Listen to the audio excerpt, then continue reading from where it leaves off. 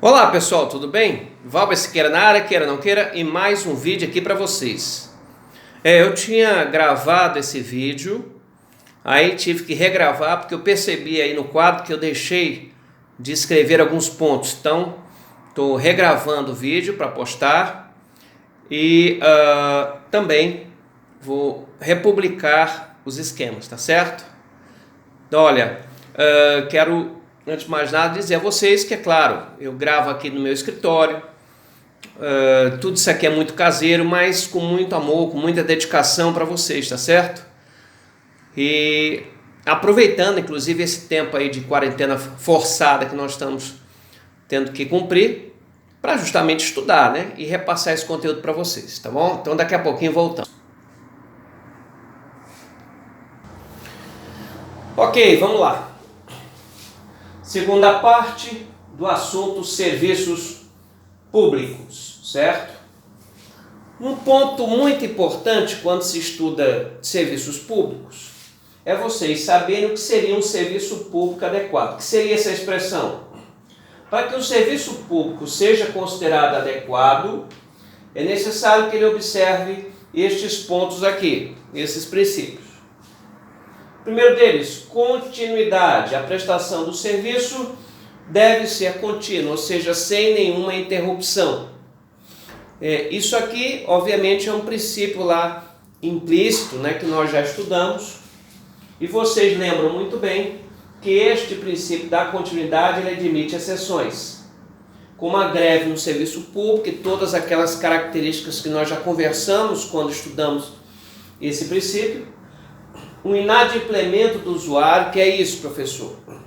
O usuário lá, o cidadão, quando ele contrata o serviço, né, nasce para ele a obrigação de pagar a tarifa.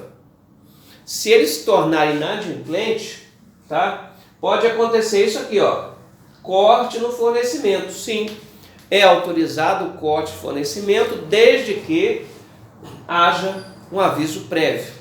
E quando eu falo de corte de fornecimento, não é necessariamente por conta do inadimplemento do usuário. Também a própria administração, que necessita, ou o particular que esteja prestando serviço público, que precisar fazer alguma manutenção do serviço, sim, também pode interromper.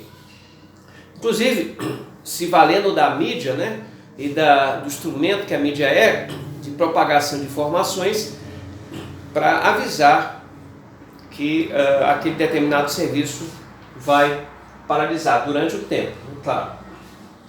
E o uso da exceção do contrato não cumprido, que nós também conversamos na parte lá dos vídeos de contratos administrativos, perfeito? Fora as exceções, a prestação do serviço deve ser contínua. 2. Modicidade. Modicidade está ligada à tarifa. A tarifa tem que ser baixa, módica, não pode ser exorbitante. O prestador do serviço não pode querer enriquecer às custas dessa nossa população, cuja maioria de pessoas hipossuficientes. Então a tarifa tem que ser uma tarifa justa. Entretanto, toda vez que o equilíbrio econômico financeiro for ferido, a concessionária pode pedir o reajustamento aqui dessas tarifas. Obviamente tem que passar aí pela agência reguladora autorizando. 3. Atualidade. Uso de técnicas modernas. Obviamente que com o passar do tempo a tecnologia vai avançando e os serviços públicos têm que se adaptar, né? Adaptabilidade. Certo? Então tem que se adaptar a todas essas transformações. Um grande exemplo é a questão do ônibus, que atualmente você pega o ônibus, tá? E uma grande maioria desses coletivos já estão sem o cobrador. Você chega lá com o cartãozinho e passa lá e debita na conta específica e você entra e não precisa mais do cobrador, tá? Isso é tecnologia, obviamente causa aí o desemprego, certo? É uma coisa clara e óbvia também. Outra coisa também, estamos aqui, tá, século XXI, com equipamentos, né, com a tecnologia avançando de uma forma enorme. Aqui, ó, as nossas aulas online só são possíveis porque toda essa tecnologia que nos rodeia, inclusive essa invenção maravilhosa que é o celular, tá? Então, se não fosse isso, não fosse todo esse desenvolvimento, não estaríamos aqui dando essas aulas. Cortesia, educação no atendimento. Estão prestando serviço em nome do Estado? Claro, deve atender o usuário da forma educada, cortês. Eu não preciso nem comentar que algumas situações, né, você vê basicamente o usuário sendo desrespeitados por esses prestadores de serviço. Economicidade, que está ligada à eficiência, na busca de resultados positivos. E o último, talvez para mim seja o mais difícil, né? A generalidade. O serviço tem que abranger o mais abrangente possível, abranger o máximo de usuários possível, mais pessoas possíveis, e principalmente aquelas que mais precisam, né? Os hipossuficientes, certo? Sem nenhuma espécie de discriminação.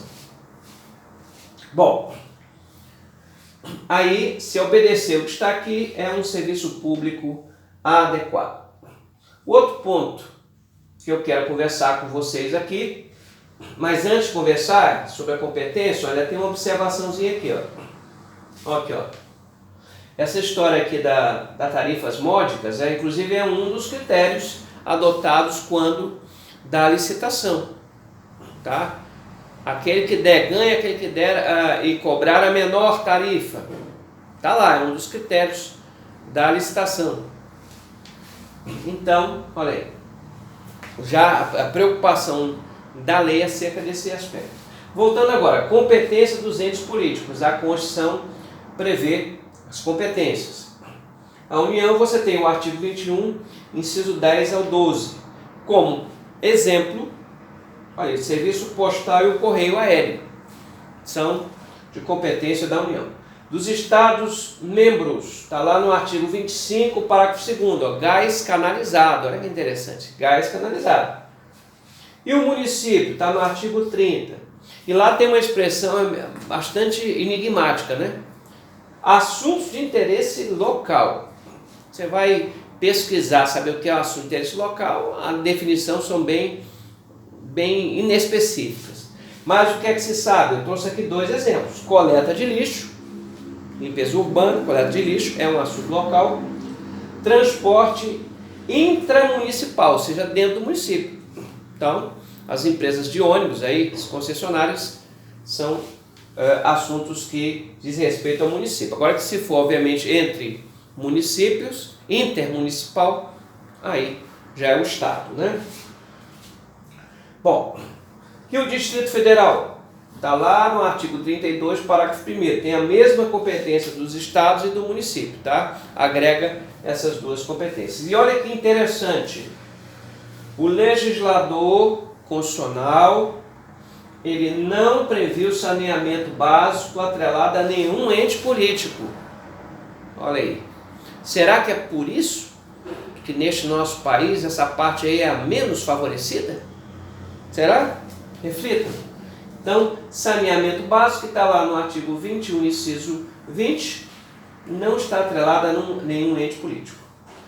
Serviços comuns, saúde, educação, assistência e previdência social. Atenção vocês, dá uma olhadinha lá na emenda constitucional número 103 de 2019, a famosa reforma da Previdência, onde vocês vão analisar, vão buscar e pesquisar todos os aspectos que agora estão valendo acerca desse importante tema que é a Previdência Social. Perfeito? Previdência e assistência, né? Ok, mais um vídeo aí para conta, espero que vocês tenham gostado, não se esqueçam de se inscrever no canal, divulgar, compartilhar, escrever aqui para eu saber quais são suas dúvidas, tá certo? Apertar, tá, o sininho para ser notificado, o joinha se achar que eu merecer, tá? Então, muito obrigado, tá, gente? E depois, mais um vídeo aí sobre serviços públicos, é um tema interessante. Valeu!